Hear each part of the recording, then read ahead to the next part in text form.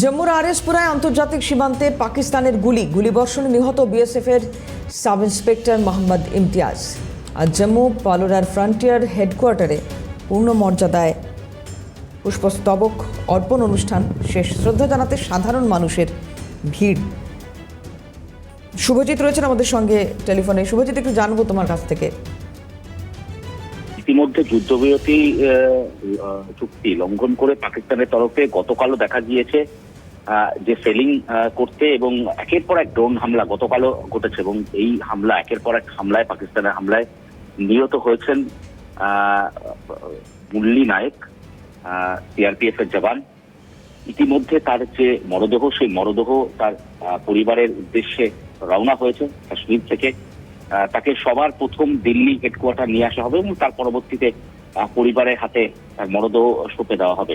কিন্তু গতকাল আমরা দেখলাম যে জম্মু একেবারে সাধারণ মানুষের যে ভিড় বা শহীদকে সম্মান জানাতে সাধারণ মানুষের ভিড় কিন্তু একেবারে জম্মু বা কাশ্মীর জুড়ে কিন্তু নজরে পড়ছে। একের পর এক আমরা জানি যে গোলাবর্ষণ চলছে পাকিস্তানের তরফে, গতকালও একের পর এক ড্রোন অ্যাটাক চলছে, কিন্তু কোথাও গিয়ে কাশ্মীরি নাগরিক বা জম্মু কাশ্মীরের যারা নাগরিক তারা কিন্তু গোটা বিষয়টি দিয়ে এই মুহূর্তে সোচ্চার হচ্ছে, তাকে রাস্তায় নামতে দেখেছি।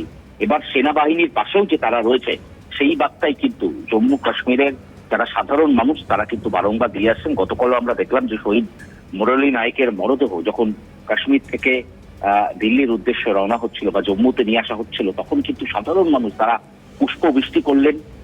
সাধারণ মানুষ তাদের ভিড় দেখা গেল এবং শহীদকে সম্মান জানানোর জন্য সাধারণ মানুষ তারা কিন্তু রাস্তায় দাঁড়িয়ে সেনাবাহিনী এবং শহীদ সবাই প্রত্যেককেই সম্মান জানালেন। ধন্যবাদ শুভজিৎ। কথা বলছিলাম, শুভজিৎ দিয়েছিলেন টেলিফোনে।